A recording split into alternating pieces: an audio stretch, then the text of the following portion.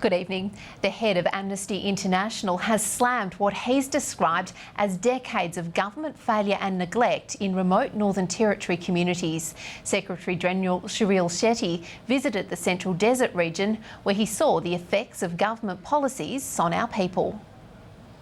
The Urubunja homelands in the Central Desert region is more commonly known as Utopia. But it's far from paradise for the Aliwar people who call it home. Many of their houses are without power and sanitation. Some don't even have doors. But residents across the homelands are still paying rent, around $150 a week.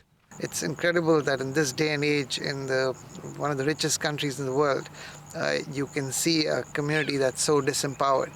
The Secretary General of Amnesty International was staggered by what he saw and heard in the remote territory community, which he visited as part of a national tour aimed at shining the spotlight on what he says are major violations of human rights. He was welcomed to the region by the Barkly Shire president, who says government policy is subtly undermining her people. It's not that they're coming here with bulldozers and bulldozing us, or they're getting the army to move us physically. It is that they will starve us out. They will not support us in becoming sustainable in our own rights. The Aliwara grandmother says the government only hears what it wants to hear. And those on the land say they've had enough of political campaigns based on empty promises. Tell the story, that's all. Aboriginal people, nothing. We've been waiting, nothing. No new house, nothing. But the lack of housing and the services that go with it are not the only problems on the homelands.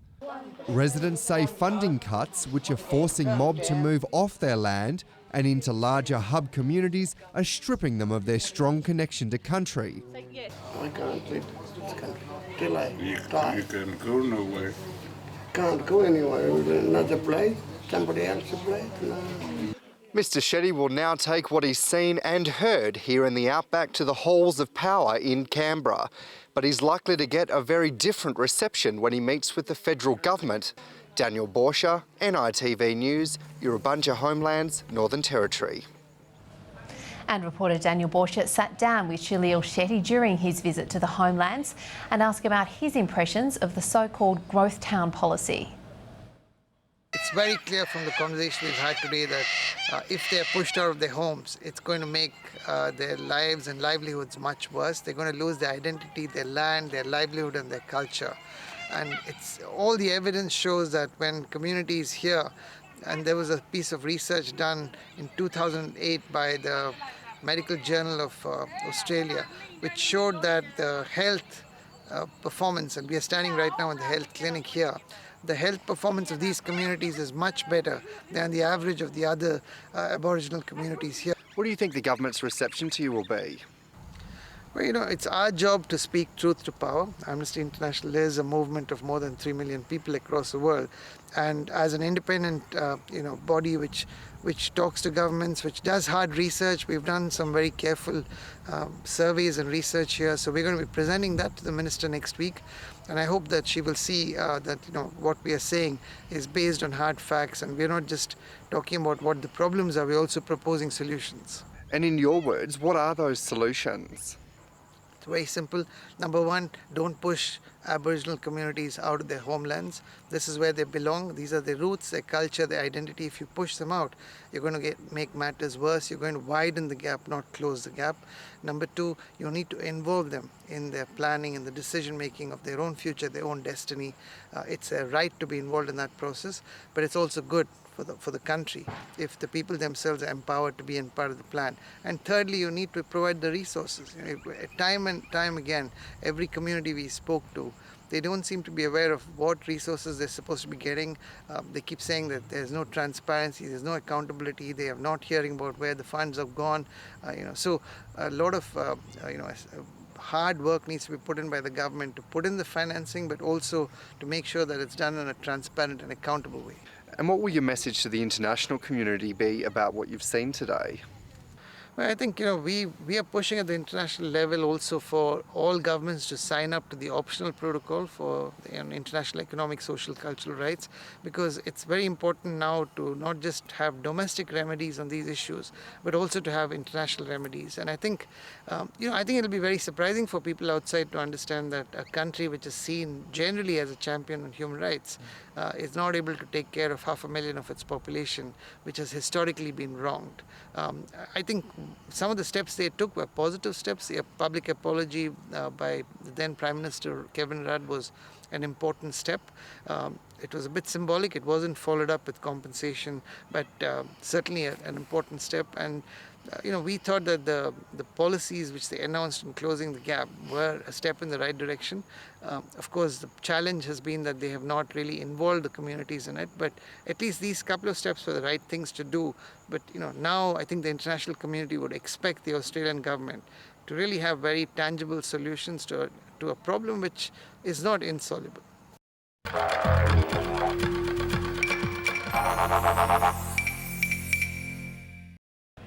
Good evening. Strong words from a respected Northern Territory elder. Barkly Shire President Rosalie Kernoth-Monks has accused the Territory government of policies akin to ethnic cleansing. She says there can be no other term to describe what's happening to small homeland communities like her own at Utopia.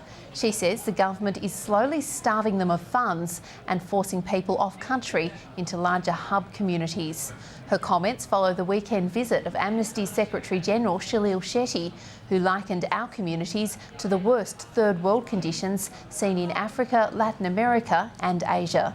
Auntie Rosalie sat down with our reporter Daniel Borsha to discuss the future of her remote home. We look at the material things such as houses. We look at things like that. That is of secondary importance. The biggest concern for us is for the government to realise that we've been here for thousands of years and we intend to continue on this land. But we have the right to access through human rights all the things that other Australians take for granted. We want to create jobs on this land. We want to educate our children to be able to speak in 2, 3, 4, 5, 6, whatever languages that they've got the aptitude to learn. What happens when those children aren't allowed to learn in those languages and they're not gaining everything from living on the land here? I think that's a violation of human rights.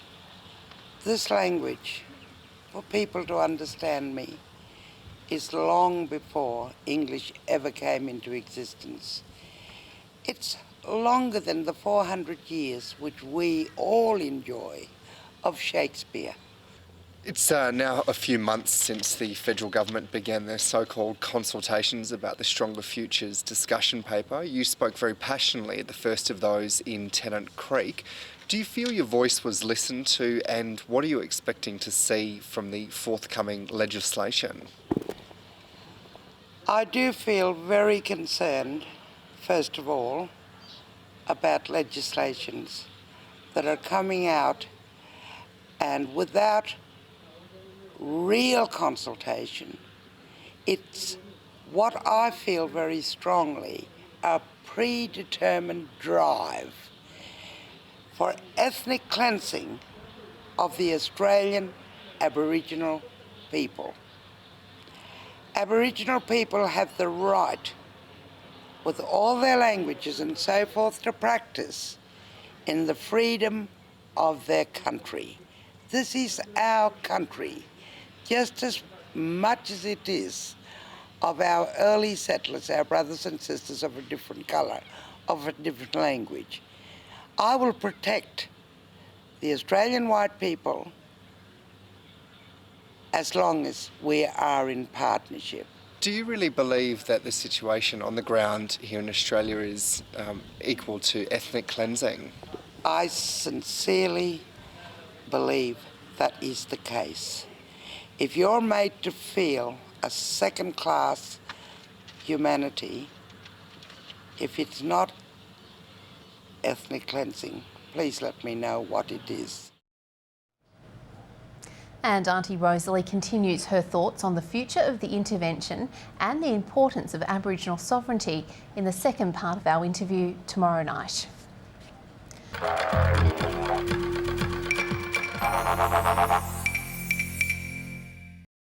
Salil Shetty has visited many third world countries during his time as Amnesty's Secretary General. And he says what he saw at the remote Urubunja homelands, 250 kilometres northeast of Alice Springs, was nothing short of appalling. What we saw was absolutely shocking in terms of the conditions in which people are living there, the housing conditions, sanitation, many of the basic needs which you would expect to be with these communities simply don't exist. And to me, what was most shocking is that this was happening in a country which is one of the richest countries in the world, a country which, I traveled to Latin America, Asia, so many places, we've seen a lot of deprivation, but this was quite extreme. He says what he saw at Mosquito Bore, houses without electricity and sanitation, was breaching Australia's international commitment to human rights. Australia is also a signatory to many of the international covenants on economic, social, cultural rights, for example, which guarantees the right to adequate housing, sanitation. So really, the country is in breach of those obligations.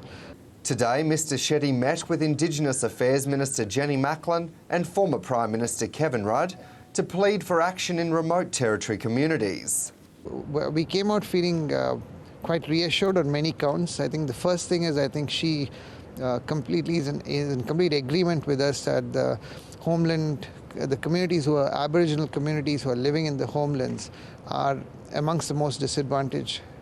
Mr Shetty also passed on Urubunja community members' concerns about the intervention and the Northern Territory government's so-called growth towns policy of moving people off community and into townships. I think she's also, very committed to the idea that these communities should not be driven away from the land. She has assured us that the consultation is almost done. They will be sharing the outcomes of the consultation very soon, and in the next couple of months there will be a clear plan. The Aliwa people of the Urubunja homelands will be watching very closely to see what their futures hold. But many in the community say they're not expecting to see change anytime soon. Daniel Borsha, NITV News, Canberra. Now to the second part of our sit-down with respected elder Rosalie Kernoth-Monks. She talks about her concerns for the future. Rosalie told our reporter Daniel Borsha the effects of government policies on homelands are akin to ethnic cleansing, and she also has concerns about the new intervention.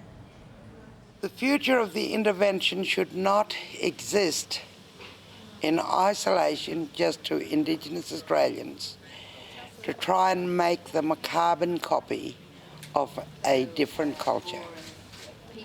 The best thing, the bureaucrats who really does give the advice to the Minister of Aboriginal Affairs is to consider us with all our rights.